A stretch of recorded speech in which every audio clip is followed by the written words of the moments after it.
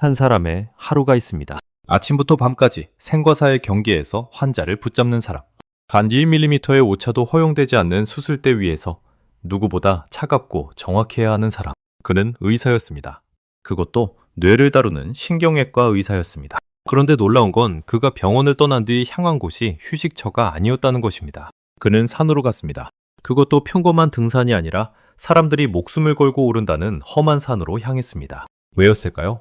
사람을 살리는 의사가 왜 자신을 극한으로 몰아붙이는 산을 찾아갔을까요? 오늘 이야기는 한 명의 뛰어난 의사 이야기이면서 동시에 무너지지 않기 위해 자기만의 탈출구를 찾아야 했던 한 인간의 이야기입니다. 그는 누구보다도 바빴습니다. 환자를 보고 수술을 하고 제자를 가르치고 학술 모임과 연구까지 놓치지 않았습니다. 남들이 퇴근한 뒤에도 그의 하루는 끝나지 않았습니다. 연구실 불은 늦게까지 꺼지지 않았고 몸은 지쳐도 머리는 멈추지 않았습니다. 그에게 일은 직업이 아니라 거의 삶의 전부처럼 보였습니다.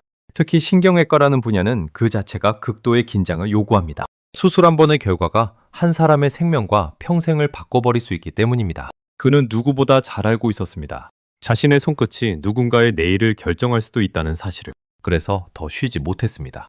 더 준비했고, 더 견뎠고, 더 자신을 밀어붙였습니다. 하지만 그렇게 사는 사람에게도 한계는 찾아옵니다. 겉으로 보면 그는 성공한 의사였습니다. 실력도 있었고 인정도 받았고 연구 성과도 남달랐습니다. 하지만 화려한 경력 뒤에는 아무도 쉽게 보지 못하는 무게가 있었습니다. 수술은 끝나도 긴장은 끝나지 않았고 환자를 살렸다는 안도감. 뒤에는 혹시라도 놓친 것이 없을까 하는 불안이 남았습니다. 환자가 회복하지 못할 때, 보호자의 눈빛 앞에 설 때, 최선을 다했음에도 결과가 따라주지 않을 때 의사는 스스로를 가장 먼저 몰아세우곤 합니다. 그 역시 그랬습니다. 누군가는 그를 일 중독자라 불렀습니다. 실제로 그는 일에 깊이 빠져 있었습니다. 하지만 문제는 단순히 일을 많이 하는 것이 아니었습니다. 멈추면 무너질 것 같았던 겁니다. 계속 달려야만 버틸 수 있었던 겁니다. 그리고 바로 그때 그의 삶에 다른 중독 하나가 들어왔습니다. 산이었습니다.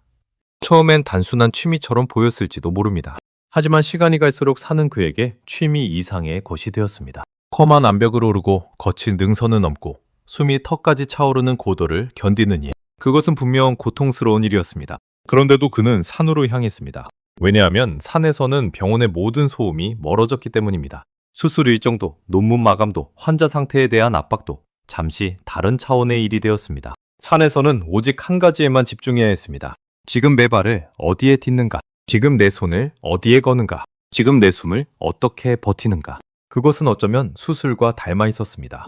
둘 다 극도의 집중이 필요했고 둘 다 방심을 허락하지 않았고 둘 다 생명을 생각하게 만들었습니다. 하지만 차이가 있다면 병원에서 그는 남의 생명을 책임져야 했고 산에서는 비로소 자기 자신과 마주할 수 있었다는 점입니다. 산은 그에게 도피처가 아니라 정신을 붙드는 마지막 안전장치였을지도 모릅니다. 그는 점점 더 어려운 산으로 갔습니다. 인수봉 같은 암벽, 해외 원정, 그리고 마침내 많은 산악인들에게 극한의 이름으로 불리는 산들까지. 사람들은 묻습니다. 왜 그렇게 위험한 곳까지 가느냐고.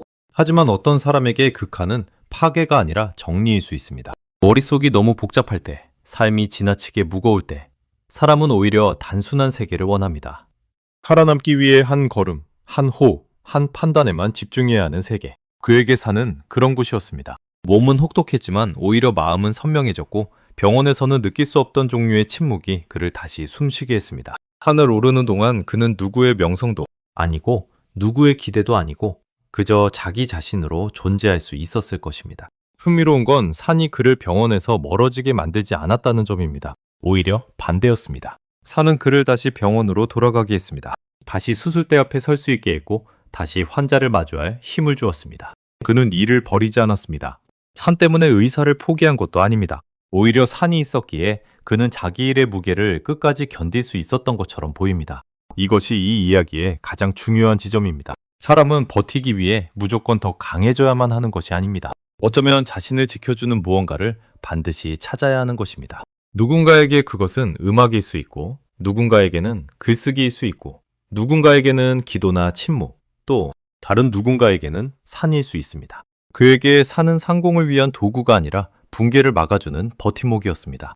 사람들은 대단한 사람을 보면 어떻게 저렇게까지 해낼 수 있느냐고 묻습니다. 하지만 정말 중요한 질문은 어떻게 저렇게까지 버텨낼 수 있었느냐는 것인지도 모릅니다. 생명을 바루는 자리에서 매일 가장 날카로운 긴장을 견디던 한 의사. 그는 쉬운 길 대신 더 거칠고 높은 길을 택했습니다. 그리고 아이러니하게도 그 위험한 산이 그를 가장 오래 지켜주었습니다. 사람을 살리는 일은 때로 자기 자신을 먼저 지켜내는 일에서 시작됩니다. 어쩌면 우리에게도 각자만의 산이 하나씩 필요할지 모릅니다. 무너지지 않기 위해 다시 삶으로 돌아오기